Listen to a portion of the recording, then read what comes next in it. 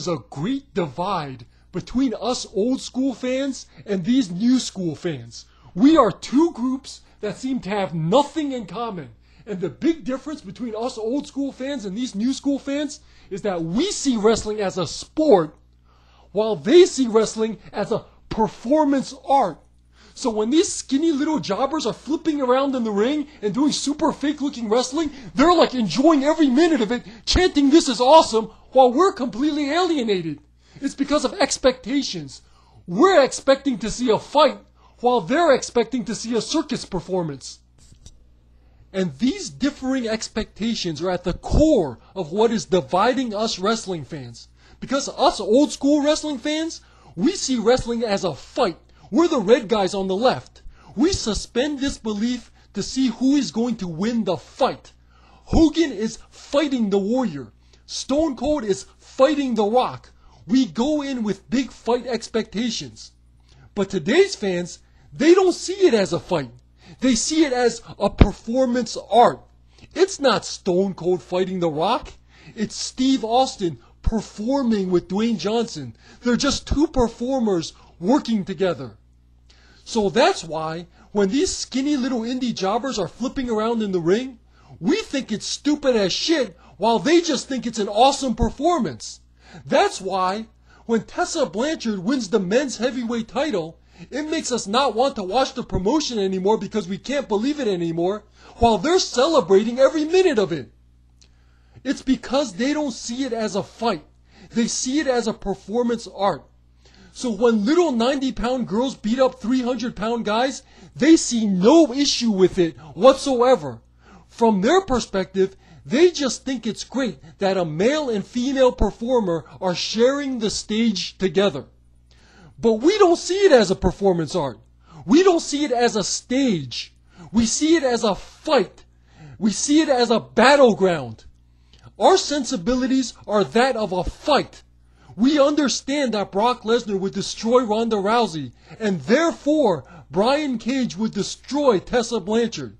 So when these promotions have these tiny little indie girls beating up big muscular guys, we simply cannot suspend our disbelief for that. But the problem is, these modern New Age fanboys have taken over the fan base. So now we have all this goofy, cringy shit that looks nothing like two people fighting each other.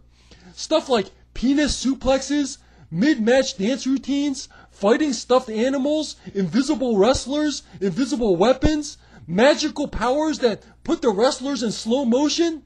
It's a whole bunch of horse shit that alienates anyone who wants to see it as a contest between two fighters. We old school fans suspend disbelief to see wrestling as a fight, and therefore it needs to look somewhat plausibly as a fight. These New Age fans, however, they see wrestling as nothing more than a performance art. So they don't have that requirement. To them, it doesn't need to look like a fight. To them, it's just a bunch of performers on stage having a good time. It's just all in good fun. So in their mind, it's okay to have the Joey Ryan stuff, the Orange Cassidy stuff, the dance routines, the magical powers, because to them, it's just a show on a stage. And these are the fans, the performance art fanboys, that seem to have taken over the fan base. So we're the fight fans, they're the performance art fans, and they've taken over the fan base. The problem with that, though, in my opinion, is that the mainstream audience is on our side. The mainstream audience is on the side of the fight fans. The mainstream audience, they're not looking to see wrestling as a performance art. They're looking to see wrestling as a fight. 90,000 people went to WrestleMania 3 to see Hulk Hogan fight Andre the Giant. If Hulk Hogan gave the penis suplex to Andre the Giant, it would have ruined everything.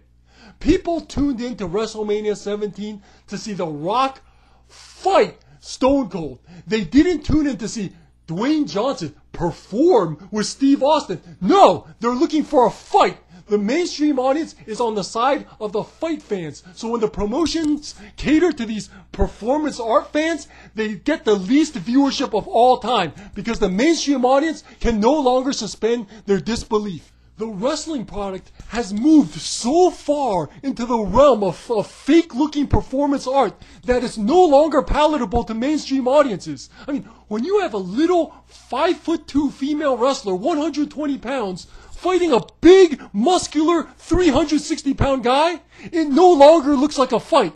It looks like an absurd spectacle. In my opinion, no casual fan in their right mind is going to believe or suspend disbelief to believe that Tessa Blanchard beats Brian Cage. No fucking way. Right? And that's why us fight fans, we have a problem with it. It's not because we're anti-women. That's a cheap shot. It's not because we're anti-women. It's because we have all these tiny little 5'1", 5'2" female wrestlers pouring into the industry, and they're being treated like they're heavyweights, which looks freaking ridiculous, and it's driving the fans away. The wrestling industry has been bombarded by these tiny little acrobatic wrestlers, both males and females, that are smaller than the audience, smaller than the referee, smaller than the interviewer. It's like, where the hell did all these Oompa Loompas come from? You know, these Keebler elves.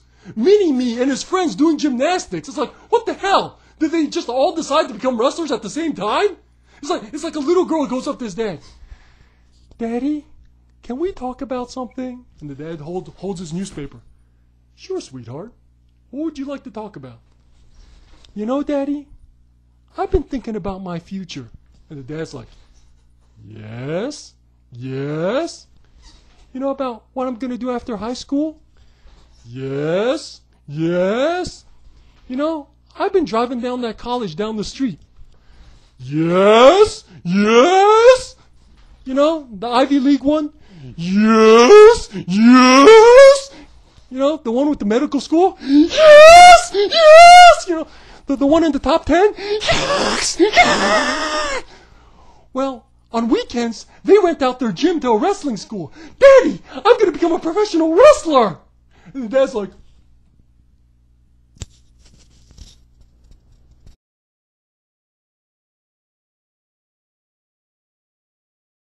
whenever we criticize today's wrestling, the dance routines, the penis suplexes, the intergender matches, the performance art fanboys seem to always respond by bringing up The Undertaker. They always bring up The Undertaker to defend today's product. It's like their fallback guy or something. They're always like, well, you support The Undertaker, who's like a zombie character, so why can't you believe in all this other stuff? I mean, look, that's a horrible comparison, and they know it. Having a tall, unstoppable guy named The Undertaker is not the same as having a wrestler suplex someone with his penis, right? It's not even close, and they know it. Look, wrestling is scripted, so it allows for all these colorful characters. The Macho Man, Razor Ramon, Jake the Snake, and yes, The Undertaker. And all these colorful characters, they engage in all these wild storylines. Andre betrays Hogan, the Mega Powers explode, Stone Cold joins the corporation. There's a lot of creative wiggle room. The mainstream audience allows for a lot of creative liberties. But you can't take it too far. If Hulk Hogan body slammed Andre the Giant with his penis, that's not plausible. If Marco Stunt body slams the Big Show, that's not plausible. Nobody's going to believe in that. A promotions product needs to maintain a degree of plausibility based upon the sensibilities of the mainstream audience that's looking for a somewhat believable fight. Remember in the Royal Rumble 1994 when The Undertaker was flying in the air? That was ridiculous. It was absurd. I was criticizing it, my friends were criticizing it, and reviewers were criticizing it. Because how the hell do you have The Undertaker flying in the air? I mean, as an audience, as a mainstream audience, we can kind of buy into The Undertaker as this big, tall, unstoppable guy, terrifying his opponents. But when you have him literally flying in the air in the arena, that's going too far. Nobody's going to believe in that. I mean, can any of the other wrestlers fly? Can Broken Matt Hardy fly? Can Bray Wyatt fly? I mean, why don't they just fly during the match? I mean, you can't pin them when they're flying, right? You see what I'm getting at? In wrestling, you can take creative liberties to an extent. The mainstream audience is willing to suspend disbelief to an extent. But when you have The Undertaker flying, when you have Joey Ryan suplexing people with his penis, when you have people doing magical powers during the indie matches, when you have little Tessa Blanchard in the men's division beating up Brian Cage, that's going too far. Nobody's going to buy into that. The mainstream audience that wants to see wrestling as a fight cannot buy into that. So if wrestling keeps going down this path, in my opinion, it's going to turn into nothing more than a little niche product with little acrobats flying around with an audience of little performance art fanboys in a half-empty arena. Is that the way it should go?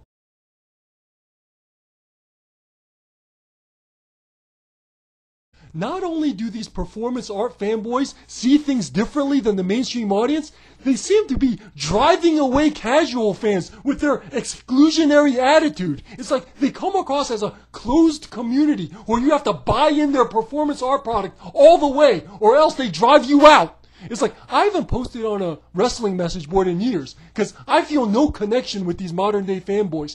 But it seems like anytime a casual fan just tries to make a comment, tries to make an opinion, like, I don't like intergender matches, I don't really like these little skinny guys flipping around. Like, why is that wrestler smaller than the referee? Like, anytime they just make a casual observation, it's like these online fanboys seem to swarm in, verbally destroy that person, and drive them out. Like, how the hell is wrestling supposed to grow like this? How the hell is the wrestling fan base supposed to grow when it comes across as a closed community of stinky fanboys? And when I say stinky fanboys, I mean stinky! Do you have any idea how bad some of these fanboys smell? I was at an indie event, and I got there early, so I was sleeping in the car with my windows closed. These 4 fat fanboys in a tiny car parked next to me, and the second they get out of the car, they wake me up with their stink. It's like their stink went through my window. It's like, whoa, what the hell? It's like I thought I threw up on myself. I look over, I see these 4 big fat fanboys, and they seem to know they stink because one of them took a bottle of cologne and was like,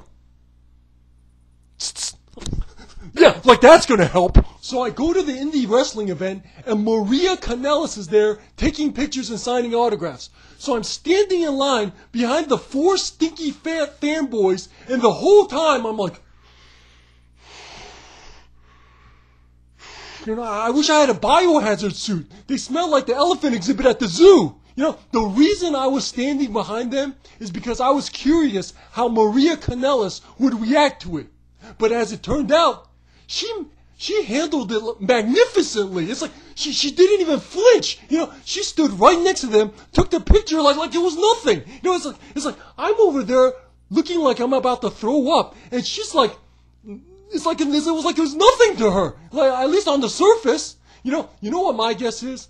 My guess is that she's probably used to it. I mean, she's been in wrestling for some time now. She's probably met a million of these fanboys, so she's probably used to it. But I'm not used to it. I just don't get some of these smelly fanboys. I mean, they're going to see their favorite female wrestlers.